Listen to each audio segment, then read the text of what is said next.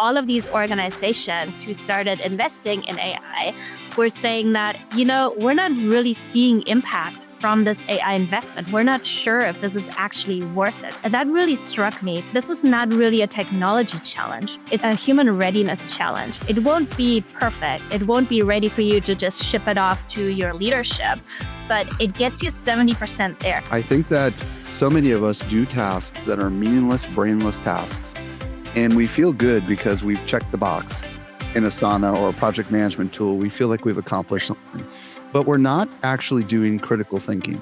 And critical thinking requires your brain to be free to think. You can actually use AI to think it through with you. You can say, hey, here's a rough idea that I have. Here's what I'm trying to do with it. What am I missing? And so AI can help you get better. In today's episode of the AI Explored podcast, we'll explore a human-first framework to adopting AI. My special guest is an AI strategist who helps business owners and organizations create AI environments that place humans first. She's the product marketing lead for AI adoption and usage at Microsoft. Her consultancy is called Transformation. She's hosted the AI But Human podcast. Kristin, Ginn, welcome to the show. How you doing today? Hi, thank you so much for having me. I'm good. I'm excited to be here. Awesome to have you. Well, today we're gonna dig into a human first philosophy for AI adoption, but I would love to start with how in the world did you get into AI? Yeah, so I started using generative AI back at the end of 2022 when ChatGPT was first released to the world. I think that's when most of us really started to get access to this type of technology. And I started to play around with it. First I was having fun conversations, and honestly, I was trying to break it and get it to confess its love to me, which was kind of a thing back then.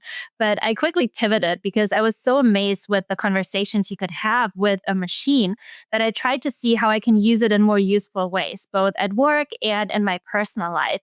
And I realized just how powerful the technology would be.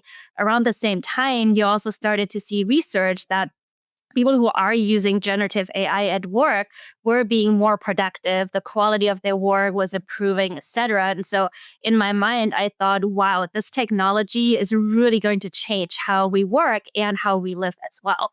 But then fast forward for maybe a year and a half, so like early 2024, that's when a slightly different narrative also started popping up. And that's all of these organizations who started investing in AI were saying that, we're not really seeing impact from this AI investment. We're not sure if this is actually worth it for us. And that really struck me because I saw how powerful it can be at the individual level, and research backed that up too. So I had a fairly hard time understanding how these individual productivity gains didn't really translate to productivity gains at the organizational level. And so I started digging into that. I started doing my own research. I started talking to leaders, to colleagues, and to friends. And honestly, that's where it clicked for me. Every time I started a conversation where I said, hey, look at this amazing thing that I just did with ChatGPT, the number one reaction that I got back was, oh, I didn't even think of that. Or, wow, it never occurred to me to use AI like that. And so that's when it clicked for me that this is not really a technology challenge, because the technology itself is relatively easy to use, right? If you can have a conversation with a human being, you can pretty much have a conversation with AI. But what it really came down to, or comes down to, is it's a human readiness challenge. And that's why I founded my company, Transformation, because it's really about getting your humans ready to reimagine how work is done. And that's one of the biggest challenges. And so I truly believe that AI is a really powerful tool, but it's only as powerful as the people using it. So the work that I do is really focusing on driving change with AI for both individuals and small businesses, medium businesses, and even larger corporations, but focusing that change on the success of the humans behind it. So that's really how I got into the work that I do through Transformation. Love it. Okay. You talk to a lot of people and you hear a lot of things. What are some of the misconceptions you seem to hear popping up over and over again? Yeah, I think the biggest misconception is that anyone can just purchase generative AI tools, roll it out, and the magic is going to happen on its own. That's not really how it's happening. Because when you look at generative AI and the type of technology that you're providing to your people, whether you're a small business, medium business, or a large corporation, it's very different from a regular tech rollout. Let me give you an example. If you are a company that uses, say, Gmail for your email, but you're about to move over to Microsoft and using Outlook, what that process usually looks like is everybody's using Gmail.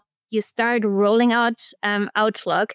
There's a transition period where your people can use both, but then one day you're turning off Gmail and everybody has to use Outlook, right? So everybody is moving over to this new technology, and your people don't really have a choice to work the old way.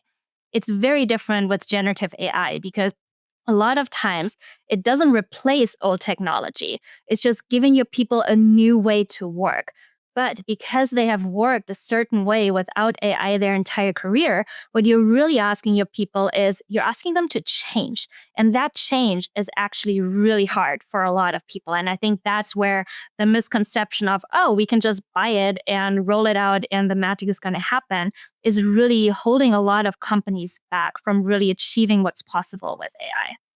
Well, and thus the name of your consultancy, right? Because it's a play on transformation, because you have to figure out how to get humans to agree to change or to transform, which I think is fascinating. So when you get people onboarded properly, and we're going to talk about how to do that, but I want to talk about when it's done well, what's the upside, what are the benefits?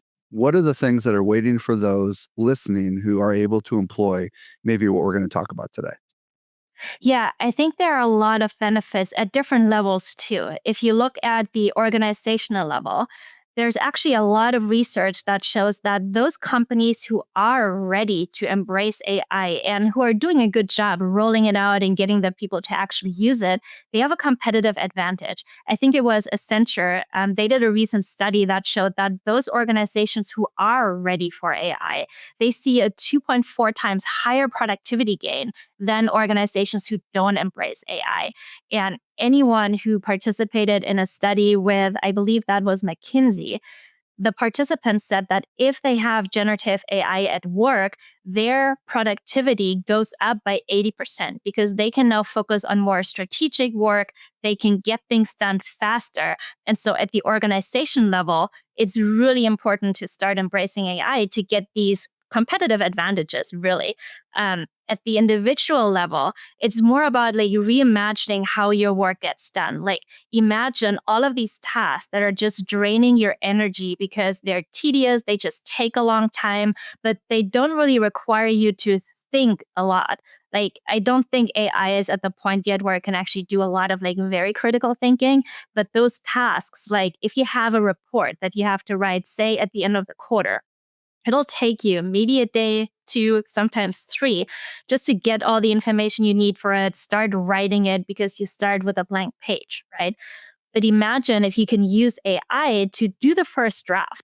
Think of it almost like you have an assistant or an intern doing this for you. It gets you 70, 80% there. It won't be perfect. It won't be ready for you to just ship it off to your leadership, but it gets you 70% there. And then all you have to do is go in, verify the information, and edit it a little bit to make it your own. But that can actually help you not only save time, but it also allows you to focus on the more meaningful tasks that can actually help your team and your organization move forward and get more done. So I think it's a combination of time savings, but then also like improving the type of work that you do and the quality of work that you deliver as well. I think those are probably the biggest benefits that you can get at the individual level. I want to double down on what you're saying here because I have been working with my staff, and one of the things that I've been telling them, and I've also been speaking this when I'm at my conference, is I think that so many of us do tasks that are meaningless, brainless tasks, and we feel good because we've checked the box in Asana or a project management tool. We feel like we've accomplished something, but we're not actually doing critical thinking. And critical thinking requires your brain to be free to think. It requires more cognitive load to actually think deeply about things and not just say yes or no and go to your instincts. And I believe from my own experience, and I hope that this applies with your clients as well, that if AI, allows us to kind of get started a little bit on critical thinking, right? Maybe coming up with a really rough plan and then allow our brain to like look at it and say, okay, here's how I would tweak it, here's how I would improve it.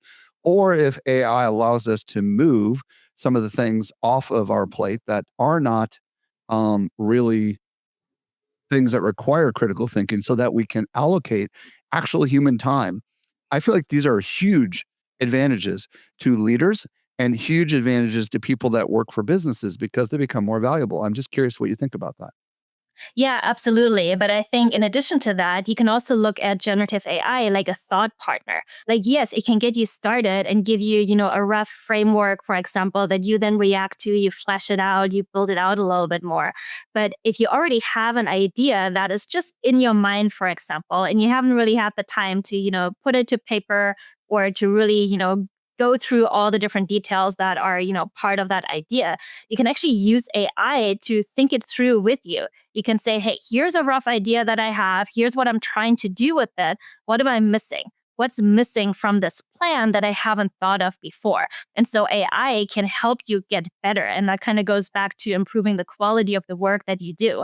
We all have biases one way or another, right? Some are smaller, some are larger, but we all look at things through our own lens. And with AI by your side, you can actually start getting a different perspective in a way and say, hey, AI, assume the role of, say, a CFO. What would a CFO think when I provide them this business plan, for example? So I think there's a lot more to AI than just, hey, help me, flash this out or write this out. Like, I think of it as a thought partner, and I use it in that way a lot for my business as well. Love it. Okay, so we've got a variety of different people listening to this podcast. We've got CEOs like myself. We've got internal thought leaders that work inside of various size businesses who are maybe the ones on the front line doing the research. And maybe they've been tasked with kind of bringing AI to the entire company. So when it comes to getting everyone in the business to adopt AI, where do we begin? Yeah, I think you really have to start with just a foundation and knowledge that it's not so much about the technology. It's really about helping your people get ready to use AI. And if you start by knowing this, hey, I have to focus on the humans. I cannot look at this as a pure technology rollout.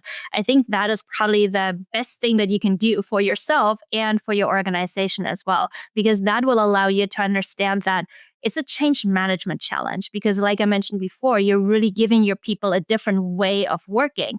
But because we're humans, it's actually human nature for us to avoid change. It's just how we're wired. Like there's fear of the unknown. When we don't really know what AI means for us in our work, for our organization, for us as a human being, we tend to be anxious about it and even scared because we just don't know what it means. There's also status quo bias. That means that the way we have done things, they just feel better. There's no logical reason for it necessarily. It's just how we're wired. Like our gut just tells us, no, the old way is a lot better. And at the same time, because change means something is potentially going away and something new is coming in, there's also loss aversion. And that pretty much means that anything that is new or that we're potentially losing, like the old way, our habits, our routines, we perceive that as more negative than potential gains, like the productivity gains, the higher quality of work. For us, it just doesn't feel as strong as the things that we may lose with it. And I think you have to be able to bring that into your rollout strategy when you start rolling AI out to your people, just understanding it's human nature to avoid change. So how can I help my people to overcome these challenges and really embrace the new way of working and the change that we're asking them to go through?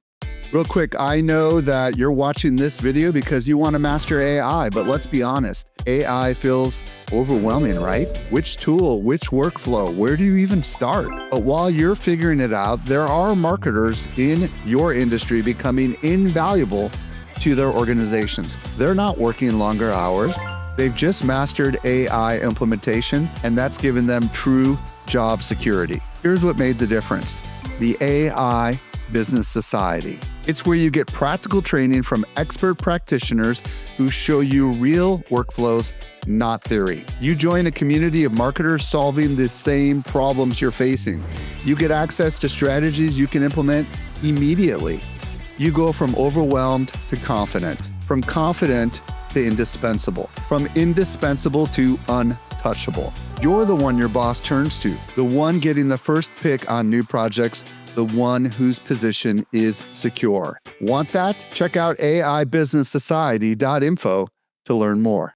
Okay, so what I heard you say is, first of all, it's a change management challenge. Secondly, people have a couple of biases, status quo bias, which means that they're going to work within their comfort zone because they know how to do it.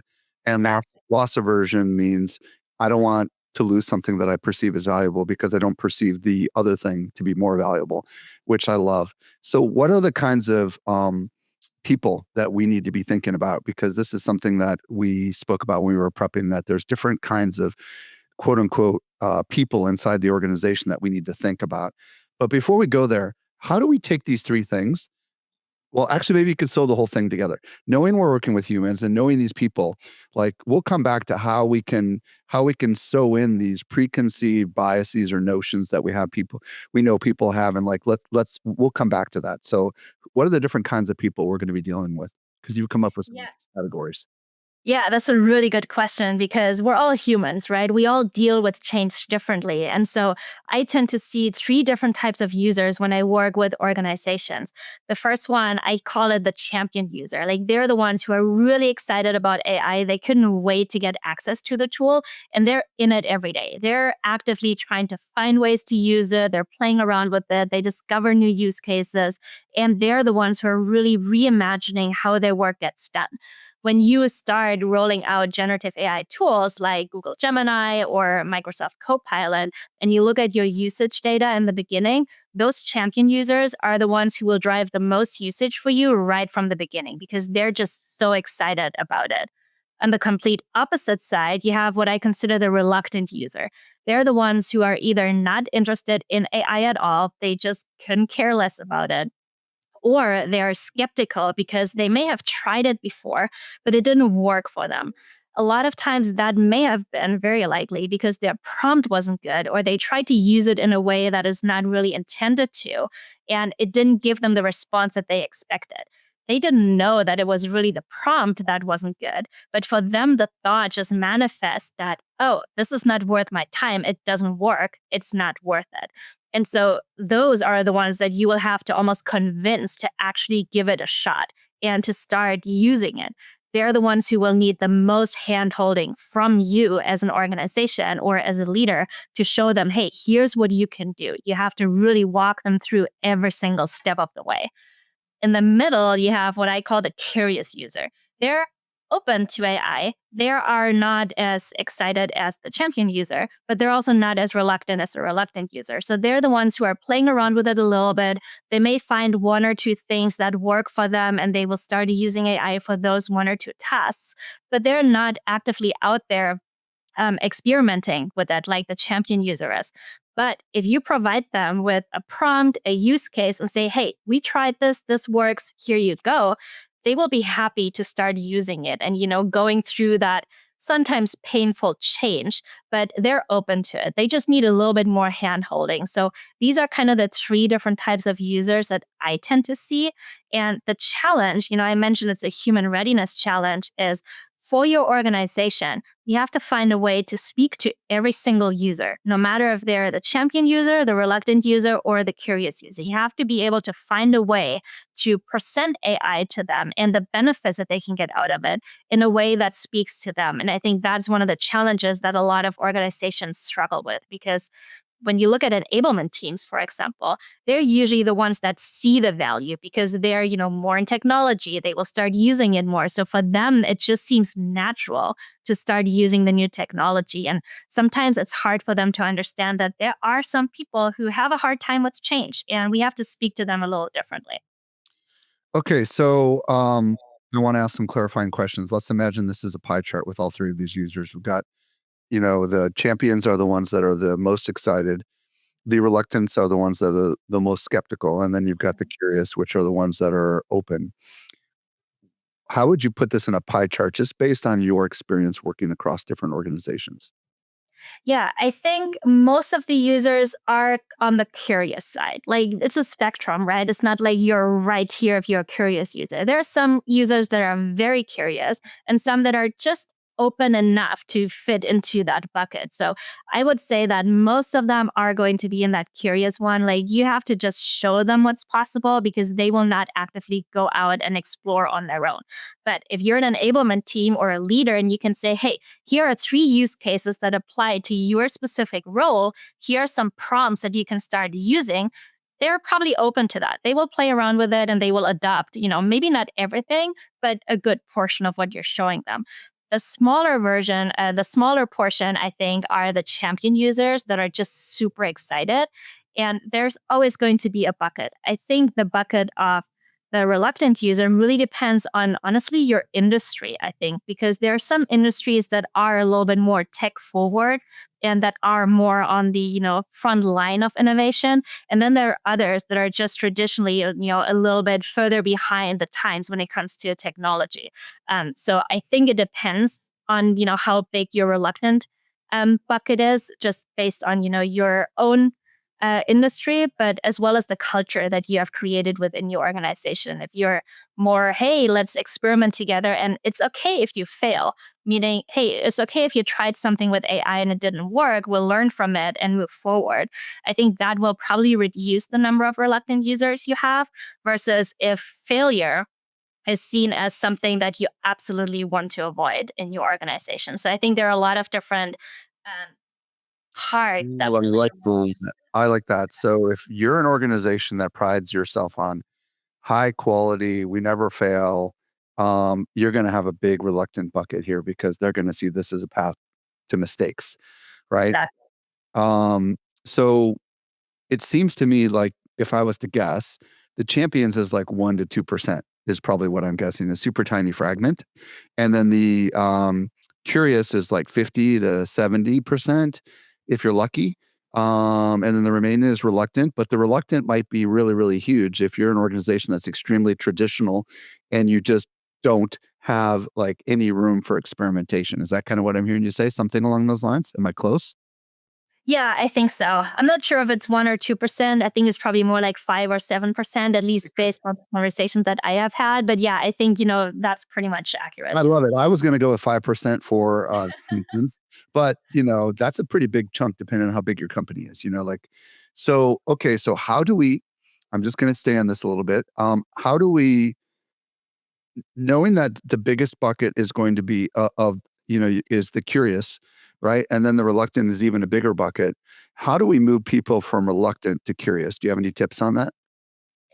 Yeah, I think kind of going back to the human nature to avoid change. Like the curious user, we already said, like they're open to it, right? They're open to change, but they need a little bit more hand holding. Same like the reluctant user. They need a lot of hand holding and they need to be convinced that, yes, this painful process of going through the change is actually worth it because there's something in it for me. And I think the best way to show them that, hey, it's worth going through this painful process is by showing them what's in it for them, showing them use cases. For example, when you start talking to your curious user that's more on the spectrum, closer to the reluctant user, if you have a conversation with them and say, hey, what are the 1 or 2 tasks that you wish you wouldn't have to do every day, every week? A lot of times, these are the tasks, like what we talked about earlier, that don't really use a lot of brain power. They're just time suckers. They just take a really long time to do, but you're not really doing meaningful work. If that's the type of answer that you get from those users, and you can say, okay, let's work together and figure out how you can use generative AI to do 70 or 80% of that work. And then all you do is finish it and you can move on to the next. I think it's these types of examples where you can make the use cases real for those users, where they can start to see, oh, okay, yeah, it helps me. Sometimes the question that I get when I'm in a room with people is, well, but it's cheating. when I started using AI. And I think there's even studies that show, especially for women, I was that going is to say that. big. Yeah, that's true. Yeah. Yeah, that's a big misconception that, women just feel like if I start using AI, I'm cheating because it's not my work. I challenge that because it is your work. For one, you're using the prompt, right? You came up with a prompt to use it. Yes, AI wrote 70 or 80% of it, but you didn't just take it and hand it off to your leaders. You still went through it, you verified all the information, you made edits to it, you made sure that it speaks perfectly to your audience, and then you hand it off. So it's still your work. You just did different types of works. And I think that's really what it comes down to is like, it's a new way of working and reimagining what we do, but it also means some of the work that you do may actually shift. So you don't start with a blank page and write it. You're just becoming almost like an editor and a finisher because you're finishing the work that AI did for you. Love it. Okay. You have come up with a bunch of different mindsets, I believe, or kind of models. I don't know how we call this, but maybe you can kind of explain these and how we would use these to kind of help these various different individuals. Yeah, it's kind of going back to, you have to show people what's possible. Like there's so many use cases for generative AI that sometimes it's hard to see what it is that you can do. Like it's a lot easier when you have a small focus and you're like, oh, okay, I can do this with AI versus, oh my God, the sky's the limit. What am I going to do? Right? Like it's too many choices, too many options that kind of block you from actually using it effectively. And so to combat that, I came up with a framework that uses 4 mindsets or 4 lenses that I teach people in my workshops as a means for them to, when they have a new task, for them to pause for a moment and ask themselves, can this mindset help me with that? Can I do it with AI?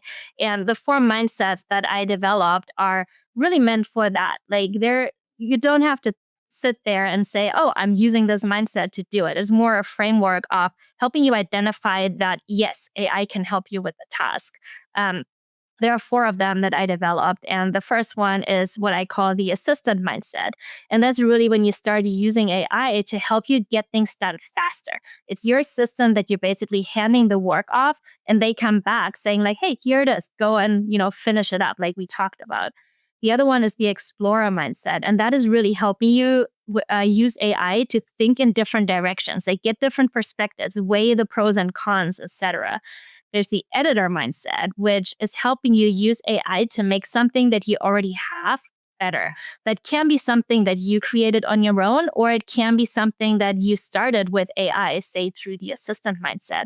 But it's really helping you increase the quality of the work, be that rewriting something to make it sound more professional, more concise, more persuasive, or analyzing some data and actually, extracting the key findings from it. Like it's really helping you make things better. And the last one is the coaching mindset. And I think that is, for me, the most powerful, but I think it's the most underutilized way to use AI. What the coaching mindset does is it's really showing you that you can use AI to help you grow and learn new things in a way that speaks to you. Like, for example, if I want to learn about, say, blockchain technology, I'm not really interested in that, but there might be a case where I need to understand, what it is. If I go to AI or go to articles online and try to understand how blockchain technology works, it might be really complicated for me because I don't really have background in that topic. But for example, I have been playing tennis my entire life. If I'm not doing something work related, I'm pretty much doing something tennis related. So if I can use AI to say, hey, explain blockchain technology to me using tennis analogies, Ooh. I will get something back that helps me learn because I know tennis in and out. And if you explain a topic to me and put it through the terms or use terms from tennis to explain it to me, it will resonate and I will understand it. So it's using AI to learn something in a way that makes it really easy for me and that speaks to me at a more personal level. So these are the 4 mindsets that I developed that just, help people pause for a moment and say, can the assistant help me? Can the editor help me, etc. Yeah, I think you had, when we were prepping for this, you had a nonprofit example that you wanted to share. Yeah. For example, I was working with a nonprofit organization that I volunteer with, and we have a lot of surveys that we send out. And a lot of times we get a lot of open comments back as well. And it used to take the 10 of us, a month going through 6,000 open comments, going through them, tagging them, categorizing them, and then we would all get together to discuss, hey, in the 500 that you reviewed, what did you see? What did you see? And then we would try to find the top 10 trends and then, further the discussion, trying to figure out how can we action on them. So I started using the explorer mindset and I said, hey, let's get a different perspective on this data. And I actually went into the data and I said, look at these open comments, give me the top 10 trends. And for each trend, give me 2 action items of things that we can do in the short term to address the issues that came up. And I was done with that in like 15 minutes. So I took that back to my group and I said, hey, here are the top 10 trends. Let's go and action on it. And that was just a way for me to ask myself, well, is there a way for AI to help me with this? It's a fairly basic example, but I think just getting people to stop and ask themselves, can AI help me with that? That's one of the most important things that you can do for yourself and for the people that work in your organization as well. Love it. Okay, so what I'm hearing you say is there's 4 different ways you can think about using AI. One is to use it to assist you with the things you already do. One is to use it in an exploratory capacity to kind of enable you to think differently by coming to it with a problem that you don't have a resolution for. Another one is the editor, which is here's something I made, make it better. And then the last one is the coach, right? The coaching methodology is where you say, hey, I want to learn this thing or I don't understand this thing. Help me figure out a way to use it in a way that I can understand. I love all 4 of those different lenses, as you referred to them. I think it's really cool. So now that we've spent a fair amount of time talking about the different kinds of users we've got, right? The champions, the curious, and the reluctant, and then some lenses upon which we can teach people how to use AI. How do we actually implement change inside the organization or with our clients? Yeah, I think, talking about the human nature to avoid change, everybody reacts to change differently. But what you cannot do or what you shouldn't do is look at it as just a technology rollout. Because as we talked about earlier, if you just make it available to people, they don't know where to start because there are just so many things that you can do with it. So that's overwhelm right there. And you're asking people to change. And they're not going to do that unless they see the benefits out of it and get the motivation behind it as well. So you kind of have to look at generative AI and the rollout through the lens of, okay, I want to have aspiration, I have to have inspiration, and I have to have motivation for my people to actually start using it. And the way to do that is by activating all 3 layers of your organization.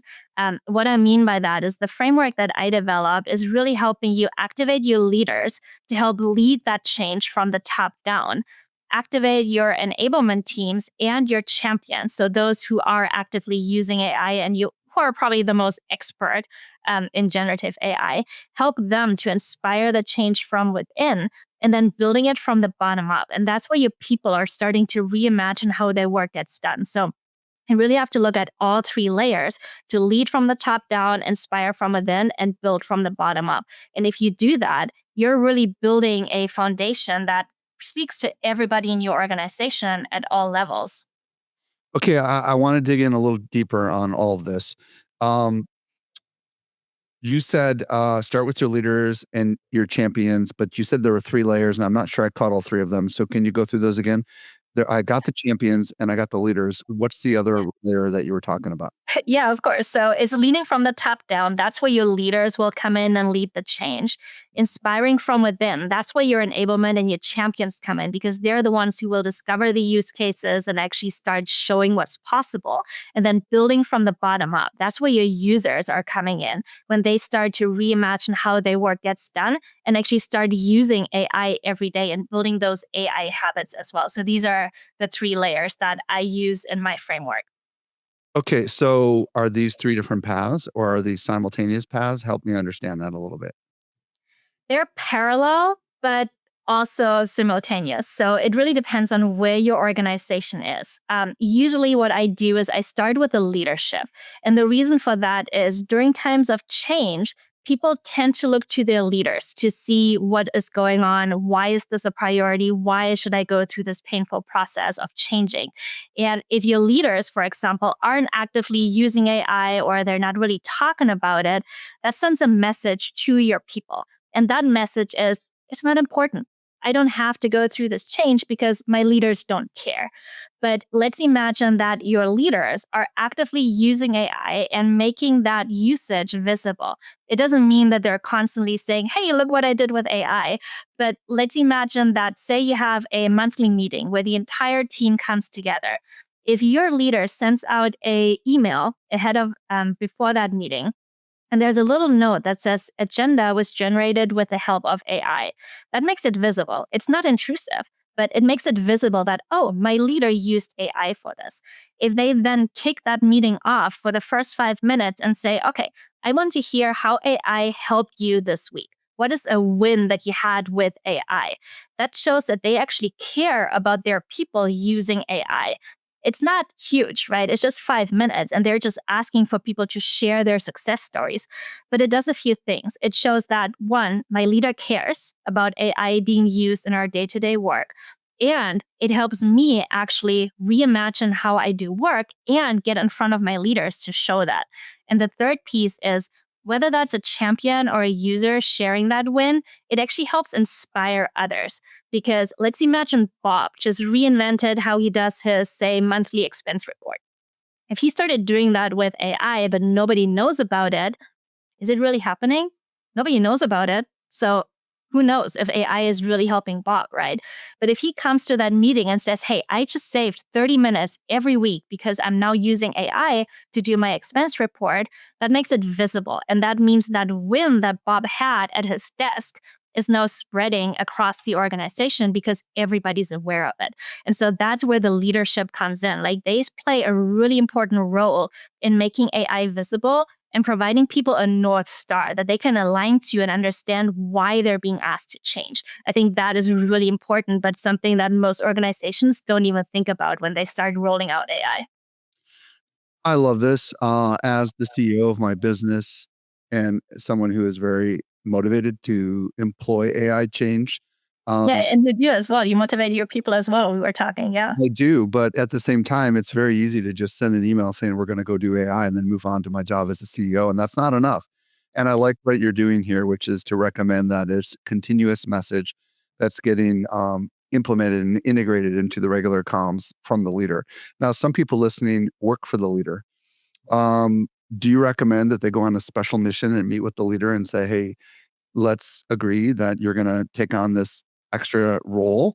Because and I know that I might be getting into one of the other categories here, but like sometimes you're dealing with a leader who would happily be part of this, and other times that leader might actually be reluctant, right? It's Yeah, what's your feedback? absolutely. Yeah. Yeah, absolutely. I have conversations with some leaders that are all about it. And they're like, yes, what can I do? I want to help. And then others, it's almost like a chicken and egg situation where they're like, okay, yeah, I want to do it, but I do want to see the impact first before I commit to doing it. But it's like, well, you can't drive as much impact unless you're doing it. But if you're not doing it, the impact isn't going to be there. So, how do you have these types of conversations, right? And a lot of times I come in and I actually do workshops with leaders that, for one, help them understand the whole idea of this is a change management challenge. A lot of times, they just look at it as a technology, and it's like I'm trying to retrain them to think about all the changes that people have to go through. And I do walk them through, it's human nature to avoid change. You have all these different types of users and you have to be able to speak to them. And I show them examples like what I just mentioned. It's like, if you're a leader and you make AI visible, it sends a very different message because all of a sudden you're basically putting out there that AI is important for us. We're doing it at the leadership level, and we have a expectation or desire for everybody else to also do it. So it's these types of workshops that I think are really powerful. And a lot of times it kind of opens the leaders' minds a little bit because they may have had a fairly narrow view of the technology, as a technology. But when they start to see, it's like, hey, there's a whole human aspect of AI that we probably didn't think of before, or we didn't think of it, to have such a big impact. I think that's when the mind change happens, and they become more open to say, okay, I will do a few things. Be that, adding that little note, the agenda was generated with the help of AI, or asking their directs, hey, what are 5 things that your team did this month with AI that I can then share at the next town hall or something like that? So I think it's just having conversations and really focusing on the human side and how important it is. Well, let's talk about the inspiring within with champions a little bit, because this may be a route that some people are going to have to take first, right? So talk to me a little bit about that. Yeah, I think the inspiring from within is probably the easiest path to take and to start with, because you will have these champion users. Everybody listening, you probably know exactly who that is within your organization, because they're probably like me. Like, they just can't stop talking about the amazing things that they can do with AI. So the first thing that you want to do is activate them, encourage them to actually become the champion for their team, for their function, for their organization, whatever makes sense for how your company is structured. But if you can get them to really take that more visible role, you can do a few things with that. For one, you can give them something that makes their champion status, if you want, visible for the organization. Like, what I provide to a lot of the organizations that I work with is email banners that they can put on, the signature in their email that says, I'm a champion, or ask me how I use AI today, or a little avatar that they can put around their, photo and their profile that says, I use AI every day, or something like that, that just makes it visible and that actually tells others, hey, I can go and ask Bob about it because he uses AI. Or, he says, hey, ask me how I use AI. So it's activations like that that make AI visible. But then it's also about those wins that they have, because they're the ones who are on the ground, right? They're the ones doing the actual work that everybody else is doing as well.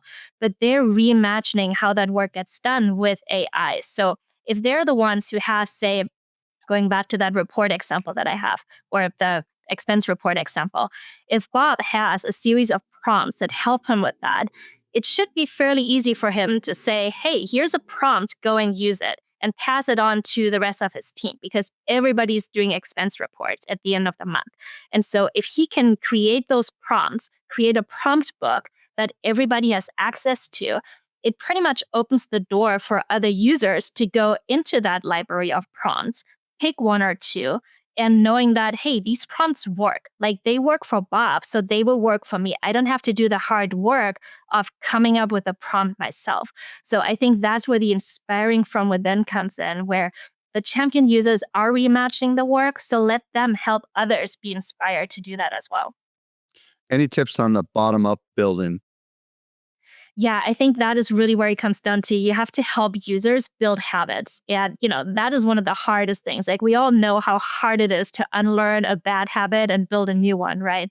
And so the best way to do that is, yes, you need the inspiration from the Bobs of the world who are actively, using AI, but it's also showing them through like small trainings what they can do with AI. You absolutely need to do a prompting 101 type of training, because if your users start using AI and it doesn't work because their prompt isn't good, the thought manifests, oh, this isn't worth it. It's not worth my time. It's not working, right? So you absolutely want to start out with a really solid prompting 101 training to give them the foundation of how to structure a prompt.